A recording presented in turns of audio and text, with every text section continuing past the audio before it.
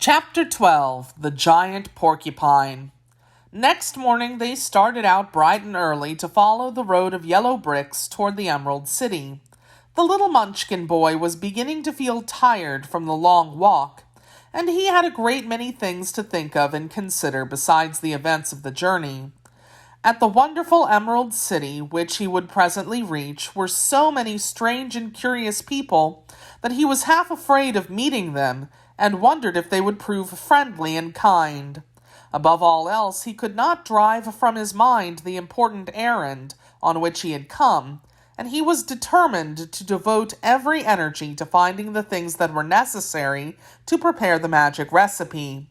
He believed that until dear Unc Nunkie was restored to life, he could feel no joy in anything, and often he wished that Unc could be with him to see all the astonishing things Ojo was seeing.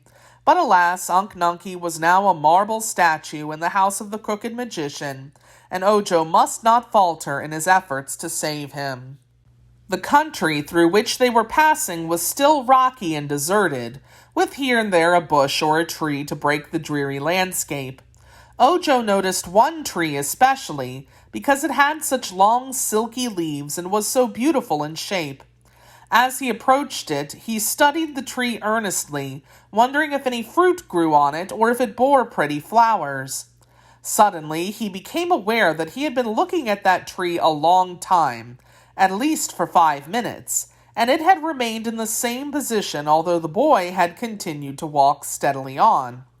So he stopped short, and when he stopped, the tree and all the landscape as well as his companions moved on before him and left him far behind. Ojo uttered such a cry of astonishment that it aroused the Shaggy Man, who also halted. The others then stopped too and walked back to the boy. "What's wrong?" asked the Shaggy Man. "Why, we're not moving forward a bit, no matter how fast we walk," declared Ojo. "Now that we've stopped, we're moving backward. Can't you see? Just notice that rock." Scraps looked down at her feet and said, "The yellow bricks are not moving." "But the whole road is," answered Ojo. "True, quite true," agreed the Shaggy Man. "I know all about the tricks of this road, but I've been thinking of something else and didn't realize where we were." "It will carry us back to where we started from," predicted Ojo, beginning to be nervous. "No," replied the Shaggy Man, "it won't do that, for I know a trick to beat this tricky road. I've traveled this way before, you know. Turn around, all of you, and walk backward." "What good will that do?" asked the cat. "You'll find out if you obey me," said the Shaggy Man. So they all turned their backs to the direction in which they wished to go and began walking backward. In an instant, Ojo noticed that they were gaining ground, and as they proceeded in this curious way, they soon passed the tree which had first attracted his attention to their difficulty. "How long must we keep this up, Shags?" asked Scraps, who was constantly tripping and tumbling down, only to get up again with a laugh at her mishap. "Just a little way farther," replied the Shaggy Man. A few minutes later, he called to them to turn about quickly and step forward, and as they obeyed the order, they found themselves treading solid ground. "That task is well over," observed the Shaggy Man.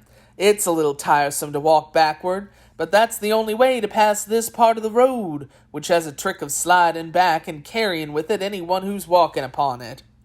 With new courage and energy, they now trudged forward, and after a time came to a place where the road cut through a low hill, leaving high banks on either side of it.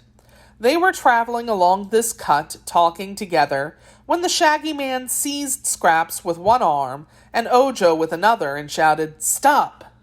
"What's wrong now?" asked the Patchwork Girl. "See there," answered the Shaggy Man, pointing with his finger. Directly in the center of the road lay a motionless object that bristled all over with sharp quills which resembled arrows. The body was as big as a 10-bushel basket, but the projecting quills made it appear to be 4 times bigger. "Well, what of it?" asked Scraps. "That is Chiss, who causes a lot of trouble along this road," was the reply. "Chiss? What is Chiss?" "I think it merely an overgrown porcupine, but here in Oz they consider Chiss an evil spirit. He's different from a regular porcupine because he can throw his quills in any direction, which an American porcupine cannot do. That's what makes old Chiss so dangerous. If we get near, he'll fire those quills at us and hurt us badly." "Then we will be foolish to get too near," said Scraps. "I'm not afraid," declared the Woozy. "This Chiss is cowardly, I'm sure, and if it ever heard my awful, terrible, frightful growl, it would be scared stiff." "Oh, can you growl?" asked the Shaggy Man. "That is the only ferocious thing about me," asserted the Woozy with evident pride. "My growl makes an earthquake blush and the thunder ashamed of itself. If I growled at that creature you call Chiss, it would immediately think the world had cracked in two and bumped against the sun and moon, and that would cause the monster to run as far and as fast as its legs could carry it." "In that case," said the Shaggy Man, "you're now able to do us all a great favor. Please growl." "But you forget," returned the Woozy. "My tremendous growl would also frighten you, and if you happen to have heart disease, you might expire." "True, but we must take that risk," decided the Shaggy Man bravely. "Being warned of what is to occur, we must try to bear the terrible noise of your growl, but Chiss won't expect it and it will scare him away." The Woozy hesitated. "I'm fond of you all, and I hate to shock you," it said. "Never mind," said Ojo. "You may be made deaf. If so, we will forgive you." "Very well, then," said the Woozy in a determined voice, and advanced a few steps toward the giant porcupine. Pausing to look back, it asked, "All ready?" "All ready," they answered. "Then cover your ears and brace yourselves firmly. Now then, look out." The Woozy turned toward Chiss, opened wide its mouth, and said, "Queek!" "Go ahead and growl," said Scraps. "Why, I did growl," retorted the Woozy, who seemed much astonished. "What, that little squeak?" she cried. "It's the most awful growl that was ever heard on land or sea, in caverns or in the sky," protested the Woozy. "I wonder you stood the shock so well. Didn't you feel the ground tremble? I suppose Chiss is now quite dead with fright." The Shaggy Man laughed merrily. "Poor Woos," said he, "your growl wouldn't scare a fly." The Woozy seemed to be humiliated and surprised.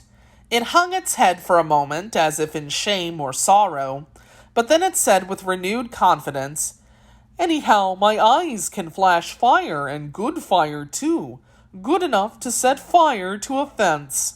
"That is true," declared Scraps. "I saw it done myself. But your ferocious growl isn't as loud as the tick of a beetle or one of Ojo's snores when he's fast asleep."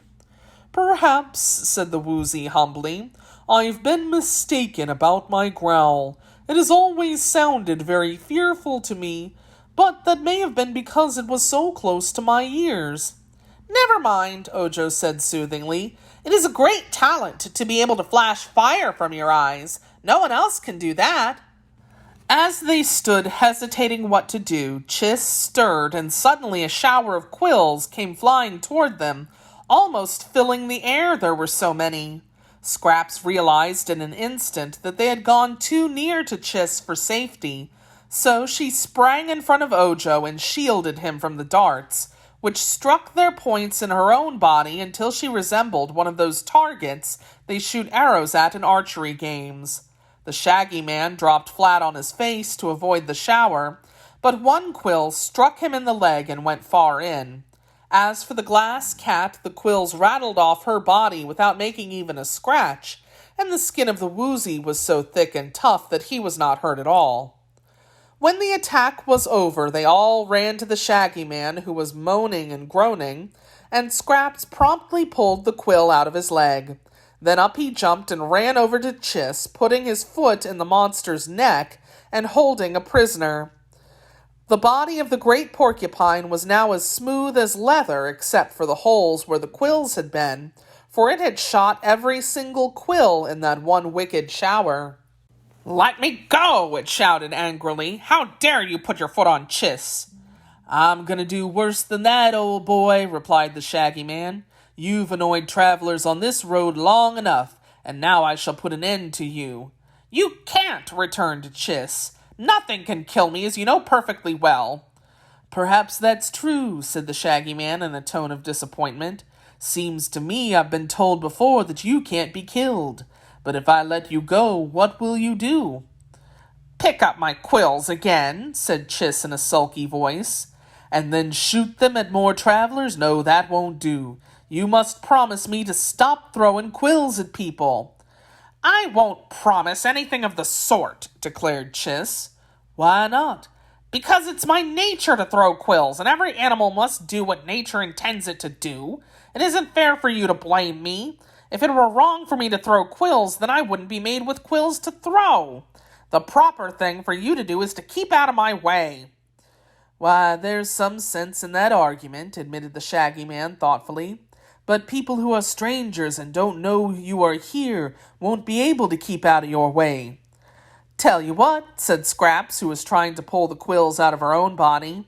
"Let's gather up all the quills and take them away with us. Then old Chiss won't have any left to throw at people." "Ah, that's a clever idea. You and Ojo must gather up the quills while I hold Chiss a prisoner, for if I let him go, he'll get some of his quills and be able to throw them again." So Scraps and Ojo picked up all the quills and tied them in a bundle so they might easily be carried. After this, the Shaggy Man released Chiss and let him go, knowing that he was harmless to injure anyone. "It's the meanest trick I ever heard of," muttered the Porcupine gloomily. "How would you like it, Shaggy Man, if I took all your shags away from you?" "If I threw my shags and hurt people, you'd be welcome to capture them," was the reply. Then they walked on and left Chiss standing in the road, sullen and disconsolate. The Shaggy Man limped as he walked, for his wound still hurt him, and Scraps was much annoyed because the quills had left a number of small holes in her patches. When they came to a flat stone by the roadside, the Shaggy Man sat down to rest, and then Ojo opened his basket and took out the bundle of charms the crooked magician had given him. "I'm Ojo the Unlucky," he said, "or we would never have met that dreadful Porcupine. But I will see if I can find anything among these charms which will cure your leg." Soon he discovered that one of the charms was labeled "for flesh wounds," and this the boy separated from the others. It was only a bit of dried root taken from some unknown shrub, but the boy rubbed it upon the wound made by the quill, and in a few moments the place was healed entirely, and the Shaggy Man's leg was as good as ever. "Rub it on the holes of my patches," suggested Scraps, and Ojo tried it, but without any effect. "The charm you need is a needle and thread," said the Shaggy Man.